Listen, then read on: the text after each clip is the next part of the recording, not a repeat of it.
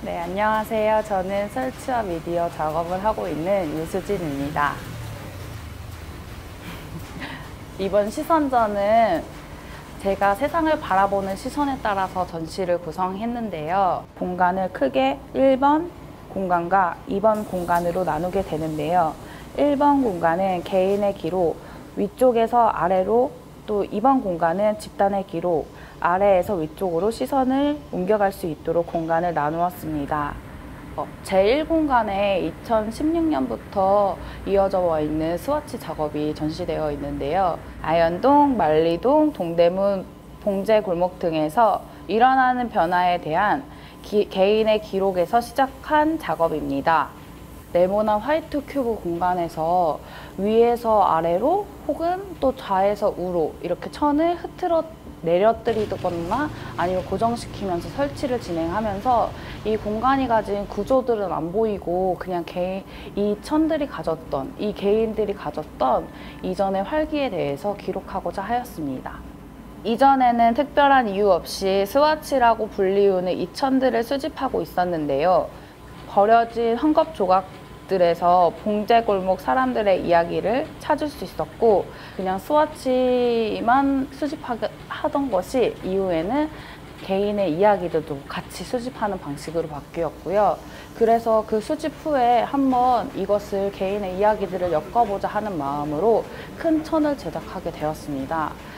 근데 되게 흥미로웠던 점이, 사람들이 이전에는 작은 천 조각일 때는 전혀 관심을 갖지 않았었는데 이후에는 큰 천이 되니까 비로소야 사람들이 이게 뭐지? 이거 작은 천들이 뭐지? 이게 무슨 이야기들이지? 에 대해서 관심을 갖더라고요.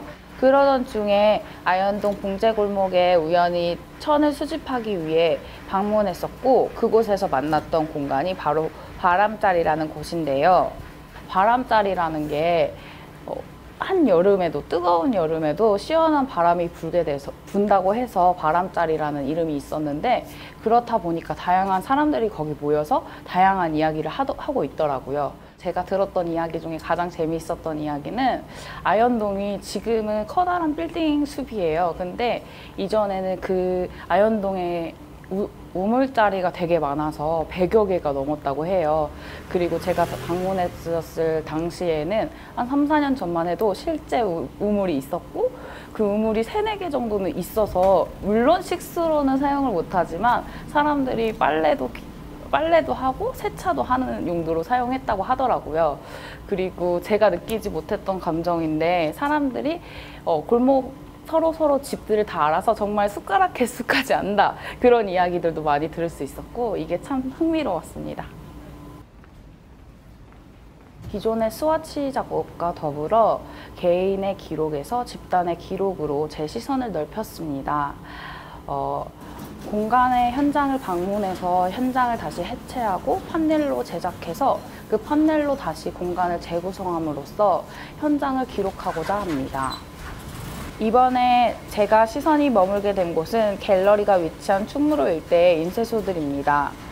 다닥다닥 붙어있고 일정한 듯 보이지만 각각의 개성이 묻어있는 인쇄소들과 그 안에서 쉼없이 돌아가는 기계 소리, 바깥에 쌓여있는 엄청난 양의 종이들과 함께 좁은 골목으로 빠르게 달리는 오토바이와 경적 소리 등 1980년대에 최대 전성기를 누렸던 인쇄골목은 약 60년 동안 아주 바쁘고 활기찬 곳이었다고 해요.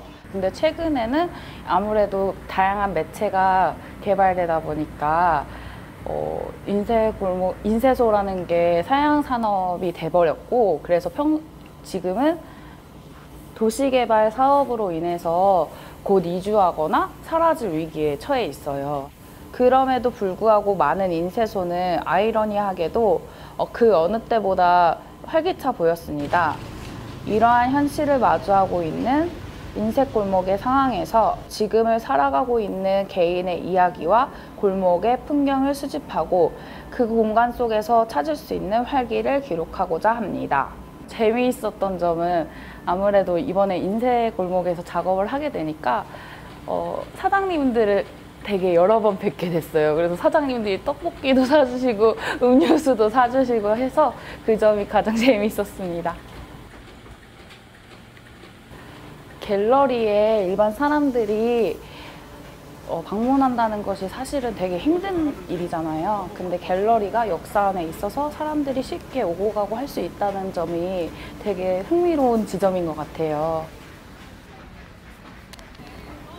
다른 사람들의 공감을 얻는 작가가 되고 싶어요. 그래서 지금까지 해왔던 것처럼 아무도 찾지 않는 사소하고 아주 사소하고 소소한 이야기를 수집하고자 하고 제가 작품으로 만들음으로써 다른 사람들이 공감을 할 수 있는 작가가 되고 싶습니다.